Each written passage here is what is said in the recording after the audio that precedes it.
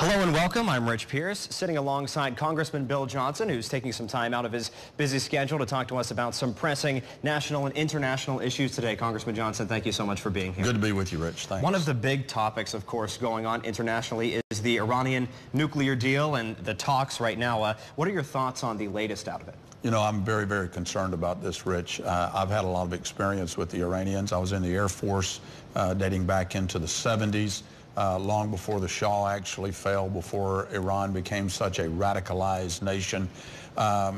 Look, Iran is the largest sponsor of state-sponsored terrorism in the world. We went into these negotiations with a position that Iran does not need to be able to enrich uranium on its own. It does not need this massive nuclear infrastructure that it has. And systematically, over time, the administration has backed away from those positions to where we are today, where there is no real protection against Iran obtaining a nuclear weapon. And the implications of that are profound, not only for the region, but for the world. It's not a good deal. President Obama has said that Iran will not get a nuclear weapon on his watch, but does this deal prevent a nuclear weapon from coming on someone else's watch down the road? Absolutely it does not. And I think that that's a very naive position for the administration and the president to take. President Obama is only going to be in office for another 18 months or so. My goodness, Iran can move quickly at the end of this agreement.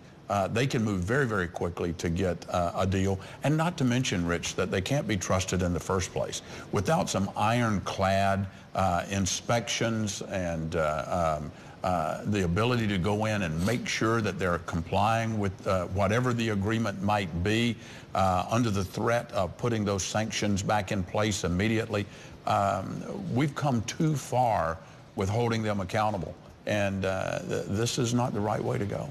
Israeli Prime Minister Benjamin Netanyahu addressed Congress. He's obviously opposed to a deal, and he was just, of course, reelected. What does this do to the relationship with Israel, who's been, of course, the United States' biggest ally in the Middle East? Israel remains America's biggest ally in the region. Just because the President and Secretary Kerry don't necessarily share the views that most Americans do, that we need to stand behind our ally Israel, that doesn't mean that we as a nation don't. And I think Prime Minister Netanyahu knows that. That's why he came to speak to a joint session of Congress. And we reassured him that we are with the nation Israel. I certainly am. Congressman Johnson, thank you so much for taking some time to speak about the Iran nuclear negotiations with us, and we look forward to talking to you again soon. Thank you very much, Rich.